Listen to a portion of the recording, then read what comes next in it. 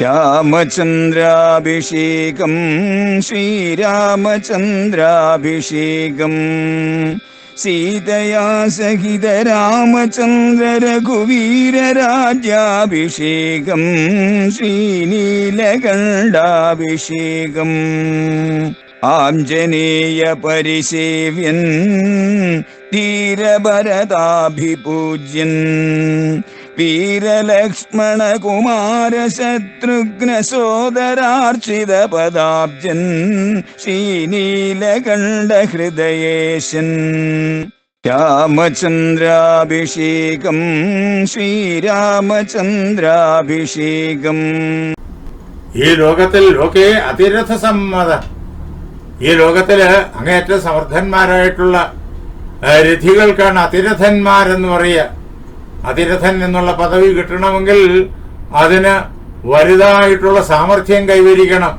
അങ്ങനെ പ്രസിദ്ധരായിട്ടുള്ള അതിരഥന്മാർക്ക് പോലും ബഹുമാന്യനാണ്, സമ്മതനാണ് ശ്രീരാമചന്ദ്രൻ. അവരെല്ലാം അതീവ സമർത്ഥനാണ് രാമൻ.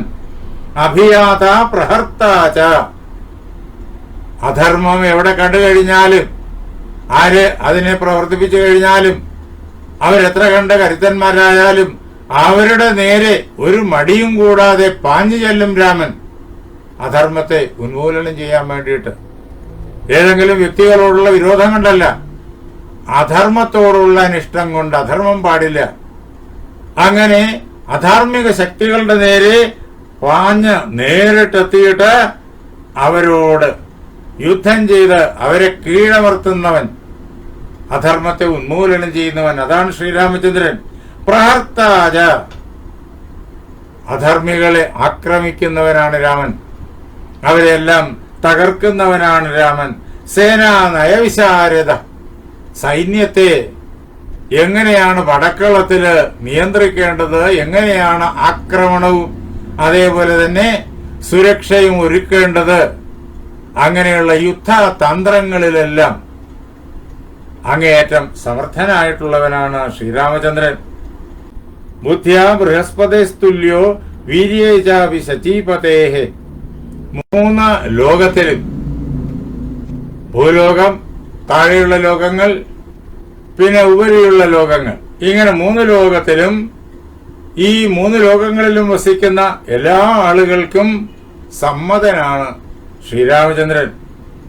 അത് രാമന്റെ ഗുണഗണങ്ങളാലാണ് എല്ലാവരും രാമനെ ആ പ്രകാരത്തിൽ അംഗീകരിക്കുന്നതും ആദരിക്കുന്നതും. ഈ ശ്രീരാമചന്ദ്രൻ ക്ഷമയുടെ കാര്യത്തിൽ ഭൂമിയെ പോലെയാണ്.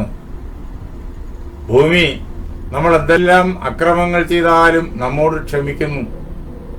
നാം ഏറ്റവും കൂടുതൽ അക്രമം കാണിക്കുന്നത് ഭൂമിയോടാണ്. പക്ഷേ ഭൂമി അമ്മ, നമ്മുടെ എല്ലാം അമ്മ, നമ്മുടെ നന്മയ്ക്ക് വേണ്ടിയിട്ട് നാം കാണിക്കുന്ന എല്ലാ ഉപദ്രവങ്ങളെയും യാതൊരു വൈമനസ്യവും കൂടാതെ സഹിക്കുന്നു. അങ്ങനെ ഭൂമിയെ പോലെയാണ് ശ്രീരാമൻ ക്ഷമയുടെ കാര്യത്തില്. ഭൂമിക്ക് അതുകൊണ്ട് ക്ഷമ എന്ന് തന്നെ പേരുണ്ട്. ഭൂമിയുടെ പര്യായങ്ങളിൽ ഒന്നാണ് ക്ഷമ. ശ്രീരാമൻ ഭൂമാദേവിയെ പോലെ. പിന്നെയോ ബുദ്ധ്യാ ബൃഹസ്പതിസ്തുല്യോ, ബുദ്ധിയുടെ കാര്യത്തിലാണെങ്കിൽ രാമൻ ബൃഹസ്പതിക്ക് തുല്യനാണ്. വീര്യേജാപി സചീപതേഹേ, വീര്യത്തിന്റെ കാര്യത്തിൽ രാമൻ ദേവേന്ദ്രനെ പോലെയാണ്. ദേവേന്ദ്രനെ പോലെ യുദ്ധ വിശാരദനാണ്. ഇങ്ങനെയുള്ള ശ്രീരാമചന്ദ്രൻ ഈ മൂന്ന് ലോകങ്ങളിലുമുള്ള എല്ലാ ആളുകളുടെയും സന്തോഷത്തെ, എല്ലാ ആളുകളുടെയും ആദരവിനെ നേടി. അങ്ങനെയുള്ള ആ ശ്രീരാമചന്ദ്രൻ രാജാവായി വരണം എന്ന് എല്ലാവരും ആഗ്രഹിച്ചതിൽ തെറ്റില്ലല്ലോ. തമേവം വൃത്തസമ്പന്നം അപ്രദൃശ്യ പരാക്രമം ലോകനാഥോപമം നാഥം അകാമയത മേദിനി. മേദിനി ഭൂമി ശ്രീരാമചന്ദ്രനെ നാഥം അകാമയത, നാഥനായി കാണാൻ, ഭരണാധിപനായി കാണാൻ, രാജാവായി കാണാൻ ആഗ്രഹിച്ചു.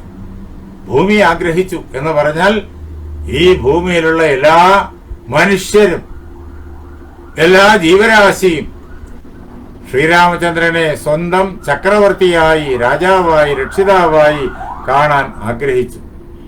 എങ്ങനെയുള്ള രാമനെ? തമേവം വൃത്തസമ്പന്നം, ഇത്ര ഗുണഗണങ്ങളെല്ലാം ഉള്ള, സ്വഭാവവിശേഷങ്ങളുള്ള, ഇത്രയേറെ മഹിമയുള്ള, ആ മഹിമയാകുന്ന സമ്പത്തുള്ളവനായ ആ ശ്രീരാമചന്ദ്രനെ രാജാവായി കാണാൻ ആഗ്രഹിച്ചു. ആ രാമന്റെ കരങ്ങളില് സ്വന്തം ഭാഗധേയം സുരക്ഷിതമാണ് എന്ന് ലോകം അറിഞ്ഞു, ലോകം പൂർണ്ണമായും ഉറച്ചു. അതാണ് അവരുടെ അനുഭവം. എല്ലാ ജീവരാശിയും രാമനെ ചക്രവർത്തിയായി കാണാൻ ആഗ്രഹിച്ചു. ആ രാമൻ എങ്ങനെയുള്ളയാളാണ്? അപ്രദൃശ്യ പരാക്രമം. ഈ ലോകത്തിൽ ആർക്കും രാമനെ പരാജയപ്പെടുത്താൻ പറ്റൂല. അത്ര കണ്ട് പരാക്രമശാലിയാണ് രാമൻ. അതുകൊണ്ട് ഒരു അധാർമിക ശക്തിക്കും രാമൻ രാജാവായിരിക്കുമ്പോ തന്നിഷ്ടം കാണിക്കാൻ സാധ്യമല്ല. ഏത് അധർമ്മം ചെയ്യാൻ ആര് കൊതിച്ചാലും രാമബാണങ്ങൾ ആ അധാർമിക പ്രവൃത്തികളെ മുഴുവൻ നിമിഷം കൊണ്ട് തടയും. ആദ്യം നല്ല വാക്കുകൊണ്ട് തടയും, കേട്ടില്ലെങ്കിൽ ആ അമ്പുകൾ വന്ന് തടയും. അക്രമം പ്രവർത്തിക്കുന്നവരെ അവർക്ക് വ്യക്തമായും അധർമ്മത്തിന്റെ ദോഷമെന്തെന്ന് മനസ്സിലാകത്തക്ക രീതിയിൽ തകർത്തെറിയുകയും ചെയ്യും. അതാണ് അപ്രദൃശ്യമായ പരാക്രമത്തോടു കൂടിയവൻ. അങ്ങനെയുള്ള ശ്രീരാമചന്ദ്രൻ ലോകനാഥോപമം. ലോകനാഥൻ ഈശ്വരന് തുല്യനാണ് രാമൻ. ഈശ്വരൻ എന്തെന്തൊക്കെയാണോ ഗുണഗണങ്ങളുള്ളത്, ആ ഗുണഗണങ്ങളെല്ലാം രാമനിൽ തെളിഞ്ഞിരിക്കുന്നു. അങ്ങനെയുള്ളതായ രാമനെ നാഥനായിട്ട്, രാജാവായിട്ട്, ഭരണാധിപനായിട്ട് നാട്ടുകാരെല്ലാം ആഗ്രഹിച്ചു. എല്ലാ മനുഷ്യരും ആഗ്രഹിച്ചു, ജീവരാശികളെല്ലാം ആഗ്രഹിച്ചു. ശ്രീരാമചന്ദ്രനിലെ ഈ ഗുണഗണങ്ങളെല്ലാം നേരിട്ട് കണ്ട ദശരഥൻ എന്താ ചിന്തിച്ചത്? ദൃഷ്ട്വാ ദശരഥോ രാജ ചക്രേ ചിന്താംബരന്തപ. ഈ ഗുണഗണങ്ങളെല്ലാം രാമനിൽ തെളിഞ്ഞിരിക്കുന്ന കണ്ടിട്ട് രാമനെ തന്റെ രാജ്യത്തിന്റെ ആധിപത്യം, അധികാരം ഏൽപ്പിക്കാൻ ദശരഥൻ ആലോചിച്ചു തുടങ്ങി. ദശരഥൻ ചിന്തിക്കുന്ന ആ കാര്യം തുടർന്ന് വാൽമീകി മഹർഷി നമ്മെ കേൾപ്പിക്കുന്നു. യേഷാഹ്യസ്യ പരാപ്രീതി ഹൃദി സംപരിവർത്തതേ കഥാനാമ സുതം ദ്രക്ഷ്യാം അഭിഷിക്തമഹം പ്രിയം.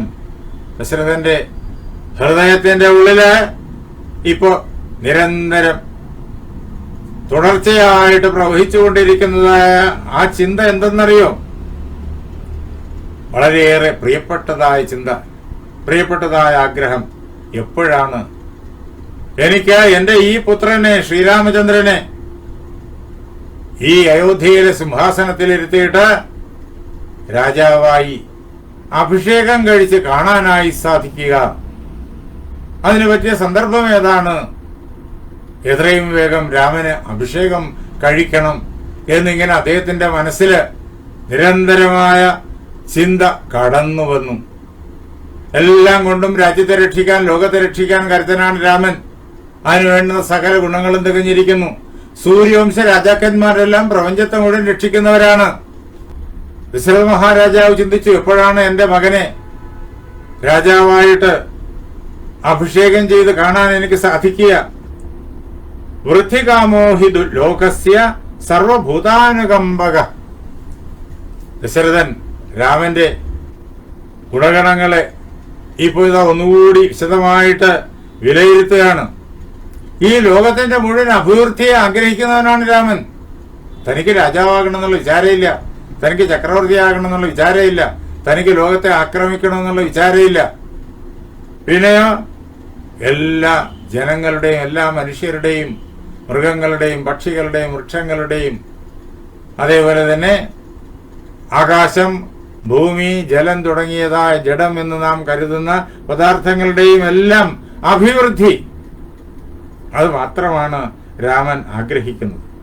അതാണ് ഒരു ഭരണാധിപന് വേണ്ടുന്ന, അവശ്യം വേണ്ടുന്ന ഗുണം. അതുള്ളയാള് മാത്രമേ ചെങ്കോലെടുക്കാൻ പാടുള്ളൂ, സിംഹാസനത്തിൽ ഇരിക്കാൻ പാടുള്ളൂ, അധികാര കസേരയിൽ ഇരിക്കാൻ പാടുള്ളൂ.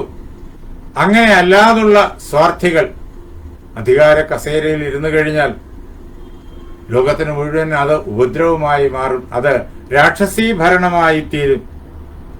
രാമനാകട്ടെ അങ്ങേറ്റം ധാർമ്മികൻ, ലോകത്തിന്റെ മുഴുവൻ ഐശ്വര്യത്തെ ആഗ്രഹിക്കുന്നവൻ, അതിനുവേണ്ടി പ്രവർത്തിക്കുന്നവൻ, സർവഭൂതാനുകമ്പക, എല്ലാ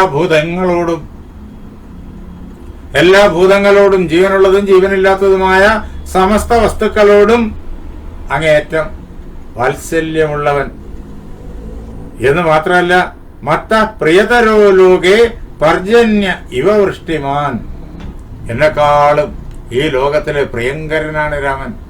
ദശരഥൻ വിലയിരുത്തുകയാണ്. ജീവിതകാലം മുഴുവൻ ലോകത്തെ സേവിച്ചയാളാണ് ദശരഥൻ. ആ ദശരഥൻ തന്നെക്കാളും സദ്ഗുണ സമ്പന്നനായ രാമനെ കണ്ടിട്ട് അതില്, തന്റെ പുത്രനെ കണ്ടിട്ട് അതില് സന്തോഷിക്കുന്നു. എന്നെക്കാളും ആളുകൾക്ക്, ലോകത്തിന്, ജീവരാശിക്ക്, ജീവനില്ലാത്ത പദാർത്ഥങ്ങൾക്ക് രാമനാണ് ഏറെ പ്രിയപ്പെട്ടവൻ. ഈ ലോകത്തെ മുഴുവൻ ഐശ്വര്യ സമൃദ്ധമാക്കാൻ, എല്ലായിടവും മഴ പെയ്യിക്കുന്ന പർജന്യത്തെ പോലെയാണ് രാമൻ. എല്ലാ പ്രകാരത്തിലും ഐശ്വര്യം, ജീവിതത്തിന്റെ എല്ലാ തലങ്ങളിലും ഐശ്വര്യം രാമൻ കാരണം എല്ലാവർക്കും ഉണ്ടാകും. അതറിഞ്ഞ് വേണ്ടുന്ന പ്രകാരത്തില് പ്രവർത്തിക്കുവാനുള്ള ശേഷി രാമന് കൈവന്നിരിക്കുന്നു. അതുകൊണ്ട് ഈ ശ്രീരാമചന്ദ്രനെ യുവരാജാവായിട്ട് വാഴിക്കണം എന്ന് അദ്ദേഹം ആഗ്രഹിക്കുകയാണ്. തം സമീക്ഷ്യ തഥാ രാജാ യുക്തം സമുദിതൈർഗുണൈഹി നിശ്ചിത്യ സജീവൈ സാർത്ഥം യൗവരാജ്യം അമന്യത. ഇങ്ങനെ സർവഗുണങ്ങളും തികഞ്ഞ ആ രാമനെ കണ്ടിട്ട്, രാമന്റെ രാജാവാകാനുള്ള ആ പരിപൂർണമായ യോഗ്യതയെ കണ്ടിട്ട് മന്ത്രിമാരോടൊപ്പം അദ്ദേഹം പല കാര്യങ്ങളും വിശകലനം ചെയ്തിട്ട് അവരോടും ഇക്കാര്യങ്ങളെല്ലാം ചർച്ച ചെയ്തു.